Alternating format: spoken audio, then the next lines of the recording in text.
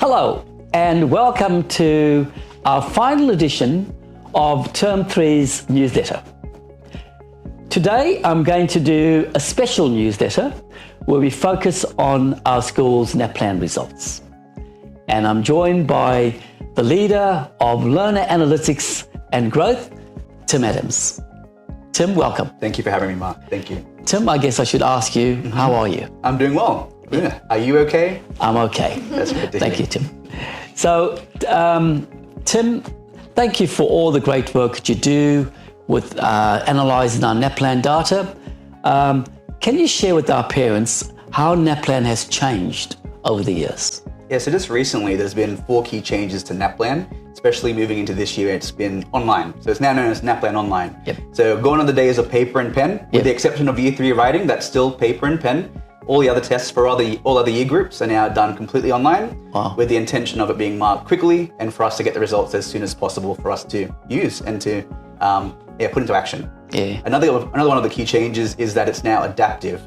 So which means that all your children, they're doing a different test to another child. So the tests change based on how they go with the responding to the questions. And do you think it's better? I think it's definitely better because it's tailored to what they need and what difficulty of questions they're answering.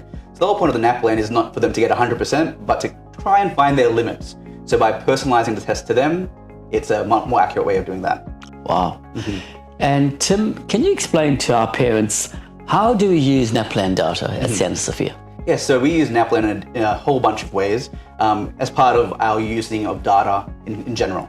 But back on NAPLAN for a second, because the reporting has changed and that's kind of influenced how we use it as well. Gone are the days of it being, received a band number, I got a band 6 or a band 10. There's now 4 levels, and we use that here at school as well too. So the 4 levels now are exceeding, strong, developing, and needs additional support. So those descriptions are available in the NAPLAN packages you would have received, but that helps us because it clearly identifies for us as students that we can, give a bit more love to our assistants in the classroom because they're flagged as needing additional support.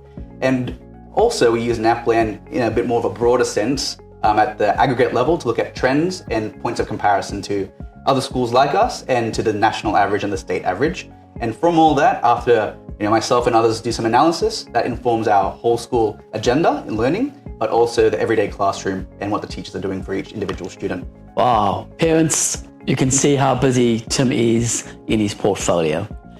Tim, the burning question, I'm sure every parent out there wants to ask, how did we go as a school? What was our school performance like in NAPLAN? Yeah, so it's actually been quite good, quite positive.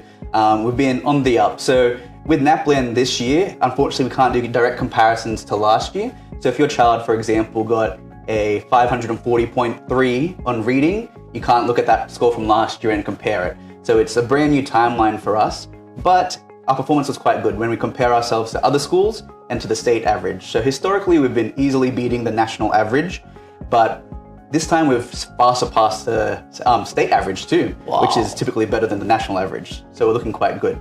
Wow. And that's across all year groups and all the tests, we're going up.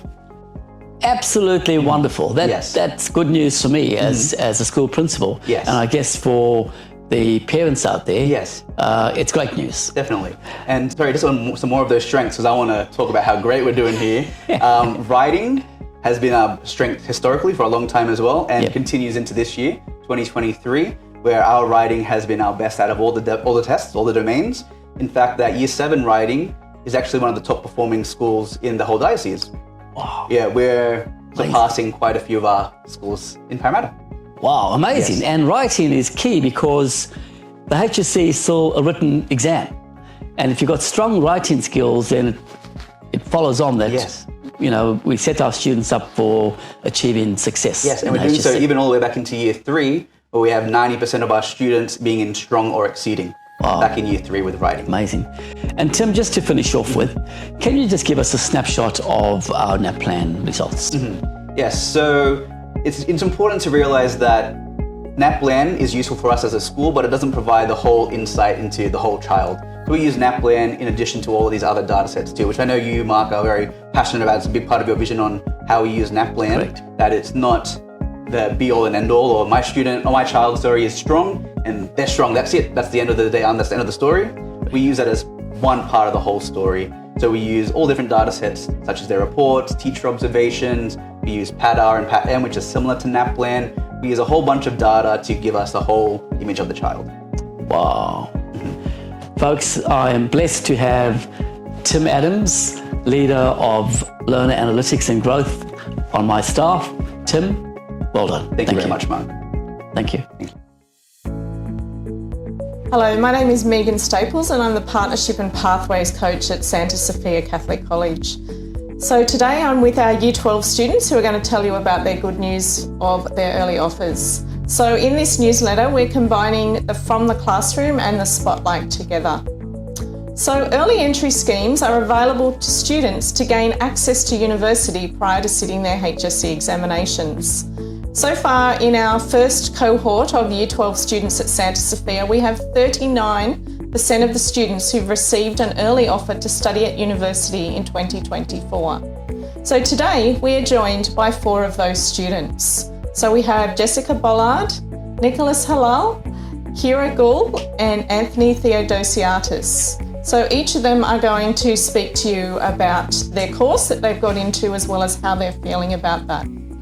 So Jessica, can you tell us what university and course you've been accepted into? So I got into UNSW Bachelor of Aerospace Engineering Honours. How are you feeling about that? It's been my dream course since I was a little kid, so I'm really happy to have gotten early entry, and it's with the high ATAR that it has, it's a lot less pressure on my HSC results. Fantastic. All right, and Keira, can you tell us which university and course you've been accepted into? I've been accepted to study a Bachelor of Speech Pathology Honours at the University of Newcastle. And how are you feeling about this opportunity? I'm relieved that I got in and also just excited to enter the next part of my life. Yeah. Good. All right, moving across to Nicholas. I got into a Bachelor of Civil Engineering Honours at Macquarie University. And how are you feeling about that? I'm really excited. That's been my first preference for all of high school, and it's in Macquarie, so I can just catch the metro. It's really accessible. Fantastic. And Anthony, can you tell us about the university and course you've been accepted into? So I've been admitted into the Bachelor of Music, specialising in composition at the Sydney Conservatorium of Music. And how are you feeling about that opportunity? In all honesty, I'm feeling quite ecstatic that I'll be able to finally pursue my musical dreams. All right, thank you Year 12, and we look forward to hearing about many other opportunities that will be available for our Year 12 students. Hello again. And in this segment of the newsletter, I usually like to finish with a spiritual message. And today I'm joined by Lynell Alimangohan. Thank you. Lynell, welcome. Thank you. So Lynell, in your capacity as instructional coach for religious education K-6, can you tell us why do we have feast days? So we celebrate saint feast days to honour the saint and the good works that they have done, especially the works that they have shown to show how much they love Christ. Oh, wonderful. And as you well know, parents, in a few days' time, we're going to be celebrating the feast day of Saint Sophia. How good. And the students are really much looking forward to it. So Lynell, can you tell us more about the good work that Saint Sophia did in her time? Well, Saint Sophia loved God in such a special way. She showed this so courageously and passed it on to her daughters, faith, hope and love. Hello, I want to share with you an exciting initiative that our college is embarking upon next year. And to share that news, I've got with me our leader of formation, social justice, Mr. Ralph Loyola. Ralph, welcome. Thank you, Mark. Much appreciated. Ralph, can you tell me more about this initiative? Sure. Well, I might start off first what an immersion is. And so as opposed to just traveling to another place and seeing the sights and sounds, an immersion is something a bit different. It allows people, hopefully our students, to go to visit another community and to actually immerse and get to know and live the lives of the people that they're visiting, to know more about their stories, about where they came from and where they'd like to go. Nice. Yeah, so it's more than just a pilgrimage or a holiday. It's not a holiday, really. It's helping others in poorer communities, others that are less advantaged than we are. Absolutely. So it's about, you know, traveling in their shoes, walking along with them on that journey, showing, you know, our love for them through solidarity. Yeah.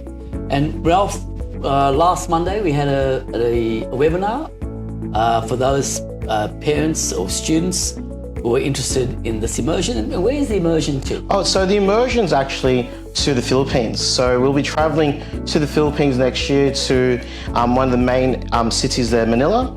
And, you know, we'll be getting to know, you know, different communities there in schools, religious communities, other NGOs that are helping people who are less fortunate than ourselves.